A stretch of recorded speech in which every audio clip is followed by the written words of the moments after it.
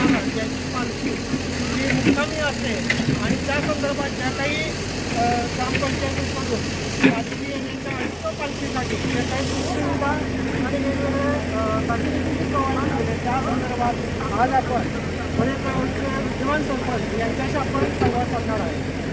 त्यावर बऱ्याच प्रमाणात आपल्याकडून वगैरे मागवलं आज कशा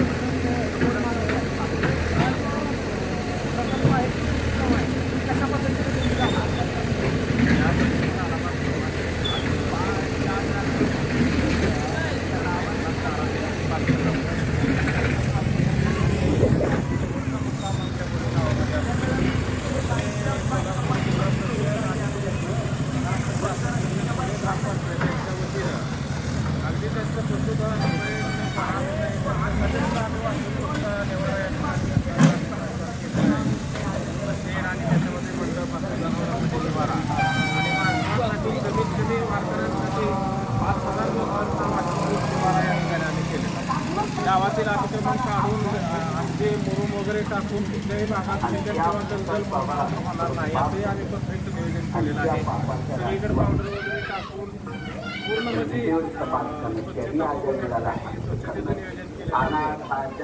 ग्रामपंचायतकडून जे काही येणारे भाविक आहेत त्यांची पाण्याची, राहण्याची, खाण्याची आणि शौचालयाची कशा पद्धतीने सोय करण्यात आली.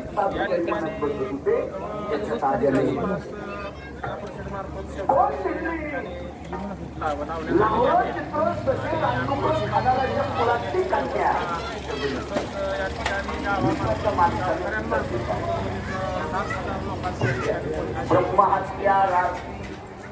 त्याचबरोबर आरोग्याच्या दृष्टीने तितकंच महत्त्वाचं आहे. जिल्हा परिषदेच्या वतीने आरोग्य विभागाकडे कोणकोणते म्हणजे औषध वगैरे देण्यात आले. या ठिकाणी वारकऱ्यांना कुठल्याही प्रकारचा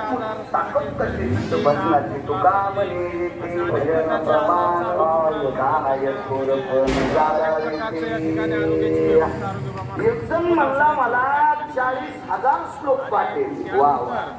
संध्याकाळी त्यांना तुझी बुद्धी कापराची याच्याकरता तुला पार पण मी भजन करत नाही. तू किराला कापायच्या पण लायकीचा नाही. बरवे आम्ही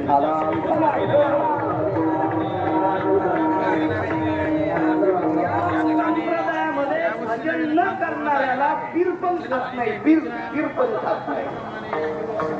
नाही इथं भजनाला चिन्ह मोठ्या प्रमाणात हक्क्या उकंड्यावरल्या काशी पळावानी फुगला मला श्लोक येते बाप्याच्या माहिती सांग.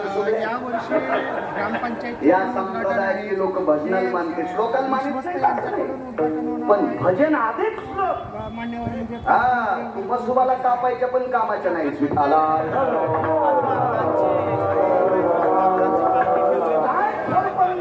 हे काही शिरगावच्या बाळ्याची भाषा आहे का? धन्यवाद. तुम्ही पाहू शकता आपल्यासोबत माजी सदस्य पण आहेत. बाबाजी नाटकाचा पुरुषार्थ झाला आणि ज्ञानेश्वरीचा पुरुषार्थ.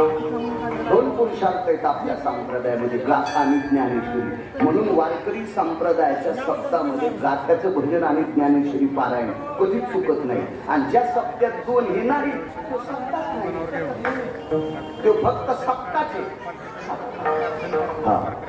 पाच तरी अभंगाचं आवर्तन व्हावं, पाच तरी ओळ्याचं आवर्तन पडावं, त्याचं नाव सप्त आहे. काय पुरुषार्थ आहे महाराज? तुमच्या माझ्यासारख्या सर्वज्ञ लोकांना वेद काय कळू शकतो? सकाळी खाल्लेली भाजी दुपारा सांगता येईल काय होतं? कान बापा कुत्रा खाण्याला पाहिजे. सकाळी खाल्लेलं संध्याकाळी सांगता येत नाही. त्याला वेद काय करणार आहे? आणि त्या वेदाचा अर्थ गाथ्याच्या रूपातून तुकोबारायांनी दाखवला. हा पहिला पुरुषार्थ. आणि ज्ञानोबारायचा पुरुषार्थ गिरगावकरांना सांगितलं. धन्यवाद. आपण काही वारकऱ्यांशी पण इथं संवाद साधूया की त्यांना या गावामध्ये जे काही सुविधा भेटत आहे त्याबद्दल तुम्हाला काय वाटतं बाबा? तुम्हाला आल्यानंतर तुम्हाला ज्या काही सुविधा पाहिजे त्या सुविधा भेटलेल्या आहेत का? ज्ञानेश कन्या गुलाबबाई त्याचबरोबर राहण्याचे पाऊस आला तर ज्ञानोबाने ज्ञानेश्वरीला उपवर केलं 5 पुरुषार्थ आणि या 2 पुरुषार्थामध्ये गाठलेला ज्ञानेश्वरी जसं की तुम्ही पाहू शकता वारकऱ्यांकडून ग्रामपंचायतचं कौतुक केलं जात आहे, सरपंचाचं कौतुक केलं जात आहे. कारण की एकनाथ महाराजांची पालखी ही मोठी पालखी आहे आणि त्या पालखीसाठी पुणे ग्रामपंचायत हे सज्ज आहे, समस्त ग्रामस्थ सज्ज आहे. वंचित न्यूजसाठी मी सचिन, धन्यवाद.